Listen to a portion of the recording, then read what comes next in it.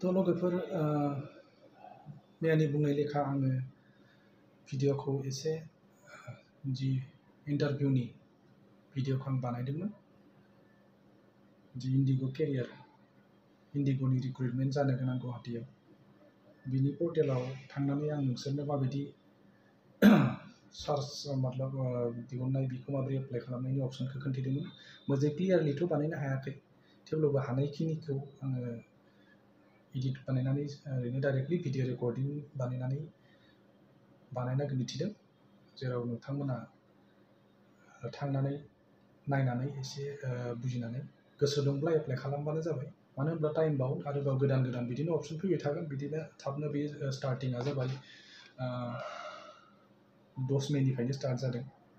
apply खालामनायनिया लोगोसे बेयाव time बाउन्डथ' होआखै माब्ला जोबगोन बियो सिस्टेमनिफ्राय जेब्ला टाइम आउट जायो होमबाना सिस्टेमनिफ्राय बिसोर बोखारना होखागोन खैदिन माने लास्ट डेट होआखै आरो होनाया 10 तारिखनिफ्रायनो जाबाय थ' थाबनो एप्लाइ खालामदो जायहा गोसो दङ थ' बेखौनो आंनि बे फिसा भिडिअ'आव सोरखौबा माने फारसे हेल्प जागोन खोमा होननानै आं बानायबाय थ' गोसो दंब्ला बिदिनो आंनि भिडिअ'खौ नायलांबाय थादो मानो होनोब्ला आं मोजाङै एडिटिंबो खालामनो रोङाखै दासिमबो काइन मास्टारनि वाटारमार्कखौबो आं दासिमबो बोखारनो रोङाखै थ' अन्नानै नोंथांमोना माबोरै खालामो फोरमायहर आंथ' दासिमबो रोंजोबाखै भिडिअ'नि खामानिफोरखौ थेवब्लाबो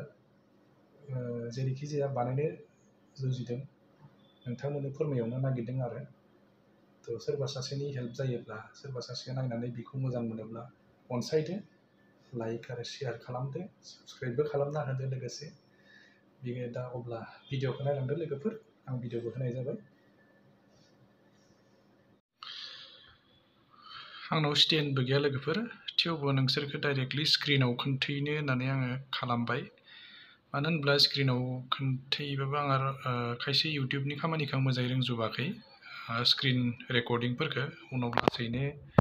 आङो रोङोब्ला बेखौ उनाव एडभान्स हिसाबै खालामलांगोन दा नोंथांमोनखौ बे URL आव बेवहाय टाइप खालामग्रोबानो जाबाय इन्डिग' केरियार टाइप खालामनाय लोगो लोगोनो स्क्रिनाव बैफोर फार्स्टआवनो सायावनो फैगोन आरो इन्डिग' केरियार होनना फैगोन बेयाव क्लिक खालामबाय क्लिक खालामनानै बिदि पेज गेवगोन आरो लोगोफोर ओमफ्राय बेहाय मोनथाम अपसन दङ अपसननि लास्टाराव नोंथांमोना नायबानो जाबाय बेखै राइट साइडखै सार्च एन्ड एप्लाइ माने जिखुनु केरियारनि माने इन्डिग' एयारलाइन्सनि निजिनि पर्टेला बेहाय रिक्रुइटमेन्ट पर्टेला बेहाय गेवगोन आरो इन्डिग' केरियारा बेहाय थ' बेखौ सार्च खालामबाय सार्च खालामनाय लोगो लोगोनो जों बेहाय अपसन जोङो जायगाखौ मा एयारपर्टनि थाखाय गुवाहाटी एयारपर्ट ना बेनि अनगा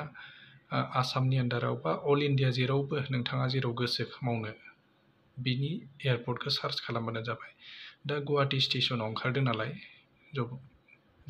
जबा बेखायनो गुवाहाटी स्टेसनखौ सार्च खालामनो दिन्थिग्रोबाय सार्च खालामनाय लोगो लोगोनो सिङाव मोनथाम जब ओंखारदों नोंथांमोना नाय फार्स्ट अपसना जाबाय स्टेन्डार्ड रल सेकेन्डआ जाबाय officer airport operator and customer service रेम्पनि आरो पेरामेडिक स्टाफनि बेखौ नोंथांमोना क्लिक खालामना नायबानो जाबाय बेहाय मोनथाम बिनि क्राइटेरिया रिक्वायरमेन्ट क्राइटेरिया होनायखौ माने मा नांगोन बिनि डिटेलखौ बेहाय मोनगोन आरो जब रेसपन्सिबिलिटि जब पारपस लोगोसे गावसोरो इन्टारभिउआव जि रिक्वायरमेन्ट क्राइटेरिया बेखौ बेहाय मोनगोन आरो बे हिसाबै नोंथाङा एप्लाइ खालामनांगोन थ' एप्लाइ खालामनायनि थाखाय गिबियावनो इन्डिग'नि पर्टेलाव नोंथाङा एकाउन्ट थानांगोन बेनिखायनो बेखौ साइन आप खालामना लाबानो जाबाय साइन आप खालामब्ला बेनिफ्राय मेइन माबाया पर्टेला गेवगोन आरो रिक्रुइटमेन्ट इन्डिग'नि पर्टेल जेराव केरियारनि बेवहाय आं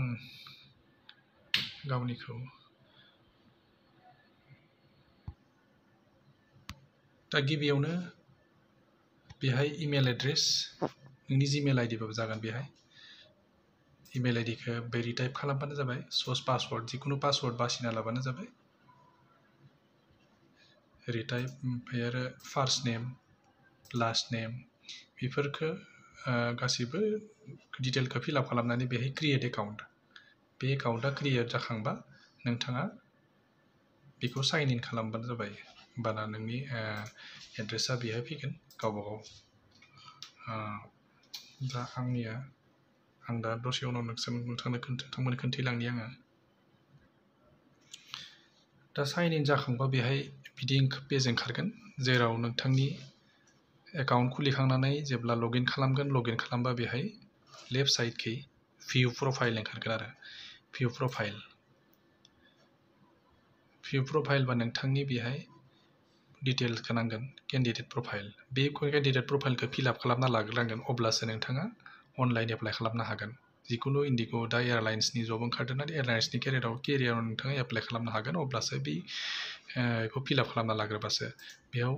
दङ जाबाय सिभि बा रिजिउमि नोंथाङा मोनसे बाय'डाटा निजिनि बानायना लाग्रोनो जाबाय बाय'डाटाखौ बानायनानै बेहाय फट'खौ आपल'ड खालामनांगोन आरो बेहाय पेजखौ ओमफ्राय आरो बेनिफ्राय एडिसनेल डकुमेन्टस नोंहा बिनि अनगायै एयारपर्टआव एक्सपिरियेन्स दङबाथ' आरो जेबो बेयाव होजागोन ओमफ्राय प्रफाइल इनफरमेसन बेफोरखौबो डिटेल कमप्लिटलि फिलआप खालामनांगोन ओमफ्राय 1 2 3 4 जेसेबां दंहैयो बे डिटेल माखाखौ गासैखौबो फिलआप खालामजोबनानै नोंथाङा सेभ खालामनांगोन सेभ खालामनाय लोगो लोगोनो जेब्ला नोंथाङा बेखौ जबनि थाखाय एप्लाइ खालामनोबा बेखौ डाटाखौ सिगांग्रो एकाउन्टखौ खुलिना लाग्रोबानो जाबाय आरो उनावहाय जेब्ला एप्लाइ खालामगोन अब्ला एप्लाइ खालामनोब्ला नोंथाङा सिगांनि बायदिनो जब डिटेलखौ नायग्रोदों माबेयाव ओंखारदों गुवाहाटी स्टेशन सार्च दा मोनथामनि नोंहा जियाव नोंथांनि क्राइटेरिया जेराव गोरोबदों बे क्राइटेरियाखौ नायनानै बे मोनथाम स्टेन्डार्ड रुलाव ना अफिसार एयारपर्ट अपारेशन रेम्प सार्भिसाव ना पेरामेडिक्सआव जि गुवाहाटीनि थाखाय जि मोनथाम ओंखारदों बे मोनथामखौ नोंथाङा एप्लाइ खालामबानो जाबाय एप्लाइ खालामनाय लोगो लोगोनो बेहाय एप्लाइ खालामनाय लोगो लोगोनो सिस्टेमा नोंथांनिखौ अट'मेटिक एप्लाइ होनाय लोगो लोगोनो अट'मेटिक सिस्टेमा नोंनिखौ माने कनफार्मेसन मेलखौ हरगोन आरो थ' गोसो दंबा नों नाजादो एप्लाइ खालामदो एयारलाइन्सआव जब मावनो गोसो दंब्ला मानो होनब्ला एक्सपिरियेन्स अब्लासो आजिखालिनि जबनि एसेबां क्राइसिस जालांबाय जिखुनु प्राइभेट जबखौ मावोब्लाबो नोंथाङा बेजोंनो थांना थानायनि राहाखौ दिहुनना लानो हागोन आरो होननानै आं सानो थ' नाजादो फंबाय बिनानावमोन बेखिनिखौ बुंनानैनो आङो दिनैनि भिडिअखौ दोनथ'नोसै नेक्स्ट भिडिअखौ आं आरोबाव बिनिफ्राय भेकेन्सि ओंखारबावबा आरोबाव खोन्थाहरबावनोसै भिडिअखौ बिदिनो लाइभआव फैबाय थानानै अनलाइन भिडिअआव आंनि इउटुब भिडिअ नोंथांमोना आरोबाव नेक्स्ट एयारपर्टआव जब ओंखारबावोब्ला बेखौ आरो मोनबावगोन थ' फल' खालामदो लाइक खालामदो आरो साबस्क्राइब खालामनानै होयोब्ला आं गोजोननाय मोनगोन आरो